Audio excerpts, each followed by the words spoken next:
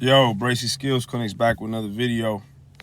Trying to keep the sunlight out of my vision, man. But this is a Spurs video. Um, I try to keep y'all updated on Spurs basketball, right? I'm not gonna lie.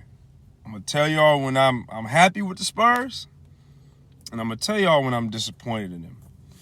Right now, I'm not gonna lie. I know we don't have our full team, but I am a little disappointed in our play. Because losing to the Rockets at home and Cleveland at home, who both have a lot of young talent, nothing against those teams, right? But it's more of I'm looking at what bothers me about the Spurs right now. I'm not gonna lie to you. What's bothering me about the Spurs is just the inconsistent play. Now I know we're on a 5-game loser streak. I'm not even going to talk about the number of games we've lost in a row. Or if we've lost now, is it like 8 out of our last 9 or something crazy like that, right? Because I know that we've had a lot of key players out and still have key players out. So I don't want to harp on the record or the streak. But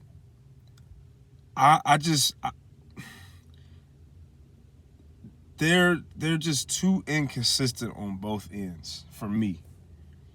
Like you guys know I'm sold on a lot of players. First of all, DeJounte Murray, this has nothing to do with you because you are the one player that brings it every night. So all you Spurs fans that had doubts about DeJounte, I don't want to hear nothing from y'all no more. I said it before. I'm sold. I did a video on me basically being sold on DeJounte and even taking it to the extreme of saying we need to just go ahead and max him out. So DeJounte Murray is not a part of this conversation. But everyone else is.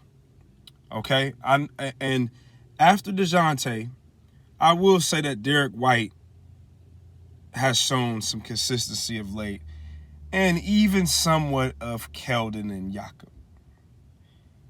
But I still feel like there's just too much inconsistent play with us as a whole on both sides of the floor. There's times where I watch Spurs games and we're playing really good defense. And then in the same game, there's times where I'm watching and it's like, bro, we can't stop anyone. They're just getting to the paint at will. Then on the offensive side, there's times I watch the Spurs and I'm like, man, we got it clicking from all cylinders. Everybody's hitting shots. We're moving the ball. We're getting great penetration. And then in the same game, we'll go 4 minutes and not score a point. Miss free throws, turnovers. So it's like, yes, these are growing pains. Definitely growing pains. Okay?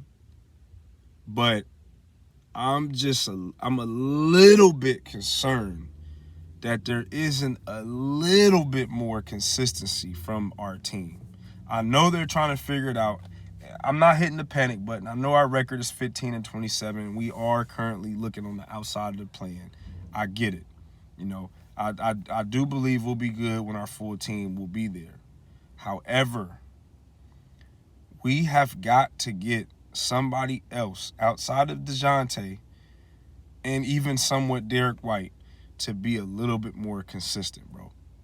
That has to happen because right now, the Spurs are one of those teams where anytime somebody else is looking to make a trade close to this trade deadline, the Spurs and some of their players are always going to be brought up because we have a lot of assets. The Spurs have a lot of assets. So no matter whose name gets thrown around in trade rumors, the Spurs are always going to come up because we have a lot of value with our young players. So I'm saying this to say, like, I seen Jakob's name getting thrown around with, the Raptors might be looking to bring him back. So what I'm trying to say is this. This year is a wash. And I don't mean that in a good or bad way. What I mean is, with the way our record stands right now at 15-27, The Spurs can get hot right now and win 8 straight games and will still be sitting at number 10 at best. They're too far behind to even get to where even Minnesota would have to have a catastrophic losing streak to even be close to where we are, along with all the other teams that are between 9 and 6, 9 seed down to the 6 seed. So the Spurs can catch fire, and at best they're going to be a 10th seed. So that's why I say this year it's either we miss the playoffs or we be playing. Now, like I said, I said in prior videos, I do like our chances showing up for one game. I still do. I still believe that. But what I'm saying is there's nothing that's going to happen this year, full team or not, trade or not, that's going to change what we are. We are a play-in area team right now. And that's fine. I said on record, that's fine. But although I'm not hitting the panic button yet, I don't think I probably will hit the panic button at all for this season. For this year, I don't think the panic button needs to be hit even if we were to lose 5 more straight games. This fan base would be upset, but what I'm saying is we're either going to miss the playoffs completely or we're going to be a 10th seed playing. One of the two. So it's not going to be – there's nothing that this team could do to change that. What they can do is play at least a better brand of basketball to allow them and the fans to feel good about going into next year. Now, that they can do. But getting back to what I was about to say, although I'm not going to hit the panic button this year, next year concerns me. Let me tell you why. Next year concerns me because I really think that there's going to be a lot of pressure next year. And the reason why I say that is because as much as I love DeJounte Murray, bro, and as much as I love the Spurs too, I got to keep it real. This is my channel. I'm going to keep it real. It's unbiased, right? The fan in me tells me DeJounte should stay with the Spurs. The Spurs fan in me tells me he should retire a Spur. The fan in me says that. The me being realistic tells me, knowing and us seeing that DeJounte is probably not going to make the All-Star team because the Spurs are not winning. If the Spurs are winning, he would most definitely be an All-Star, or he would at least get a way stronger look for an All-Star, right? So, me being real, if I'm DeJounte Murray, this year it is what it is for this year. But next year comes around, right? Let's say he boosts his stat numbers even more. Because I see it. I see that happening. The way, I mean, he's had back-to-back 30-point games, right? So I do see another leap. I do. I see him making a leap where he can average 22, 10, and 9. I see that. Let's say he does something like that next year, right? But the Spurs are sitting as a 9th seed. Next year. Not this year, next year. Next year, let's say DeJounte's averaging 21, 22, 10 rebounds, 9 assists, and the Spurs are still a 9th seed. If I'm DeJounte Murray, I'm looking over my shoulder and looking to probably bounce. I hate to say this, but I got to keep it real.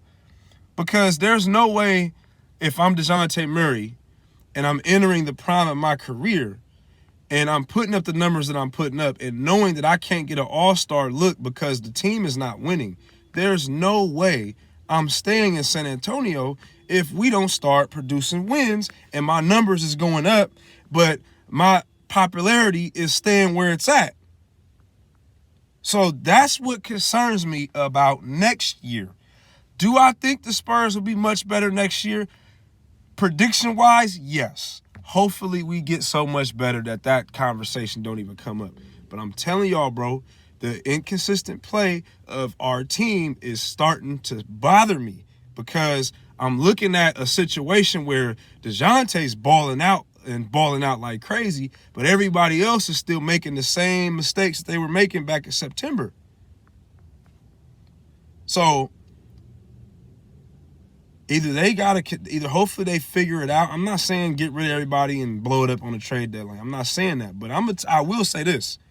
If we continue to make these mistakes and lose games the same way with these young guys being inconsistent, I say finish the year with them, but when that offseason hit, we got to be very aggressive, and we might have to look to move a couple players, bro. I'm just being real, because we can't continue to have this inconsistent play and expect to keep DeJounte happy, because right now, he's the franchise player. It's not the other ones right now. We're trying to see what the other ones are going to develop into. DeJounte is there. He's there. He's getting better as the season go. Like, what is he averaging over his last, 9 games? Like 26, 9, and 7 or something like that? Over the past 9 games. Sorry if my phone keeps going off, bro. But he's averaging something like 26, 10, and 9. So he's getting better as the season goes on. We got to keep him happy. That's the franchise player. So,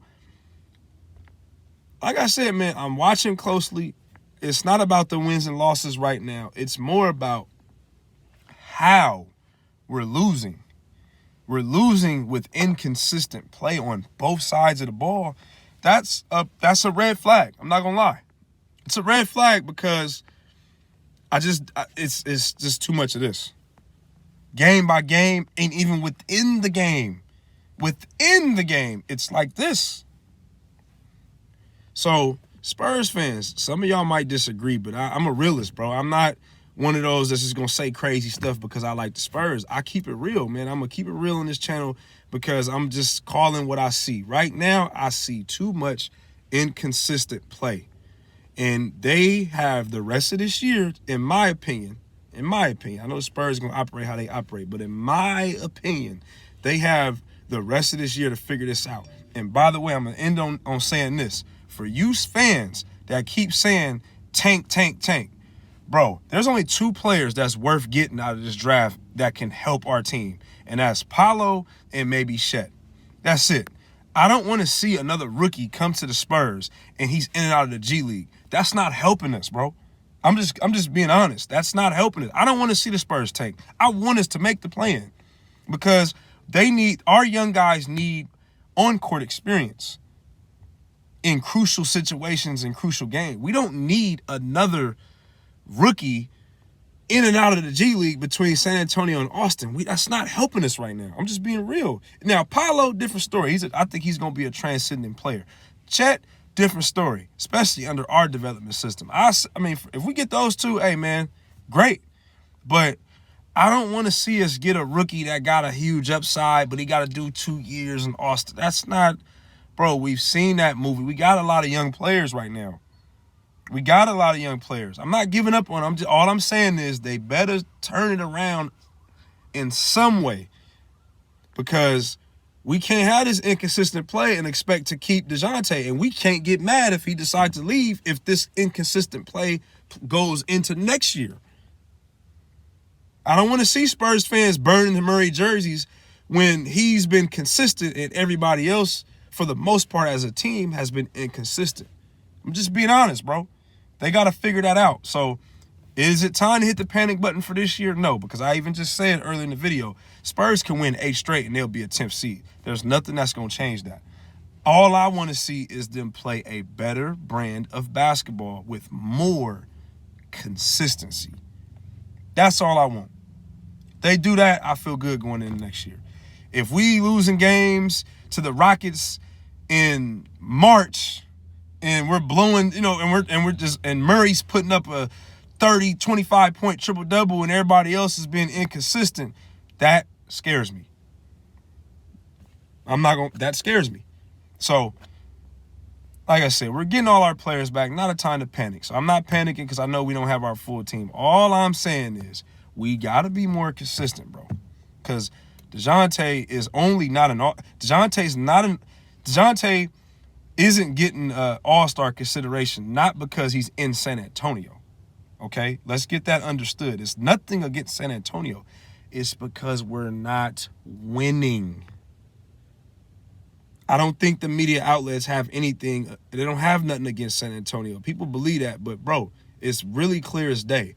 DeRozan is getting talked about now because the Bulls are winning. They were the number 1 seed for most of the year. They're losing lately, but they are still a top-tier NBA team right now, and he's the best player on that team. Yes, he's going to get the pub. If the Spurs, even in San Antonio, had the best record in basketball, there would be no brainer DeJounte Murray is an all-star. You have to win. You have to win. You know how many teams, like I said, I'm in the Bay Area. There were several seasons where Warrior fans were pissed that a Tony Parker or a Manu Ginobili made the All-Star team and Monte Ellis didn't make it. And you know what I told them Warrior fans back then? Hey, the Warriors is not winning. Parker and Ginobili are All-Stars and the Warriors are not winning. Sorry. So we can't get mad at everybody else because we're losing and we think everything is against San Antonio. No, keep the same energy, y'all. We're not winning. We're not winning. If we were winning, DeJounte would be an all-star. In San Antonio, he would be an all-star. I don't want to hear about the market and San Antonio. If the Spurs were winning, he would be an all-star. LaMarcus Aldridge and Kawhi Leonard were both all-stars on the same team back in 2017, I believe.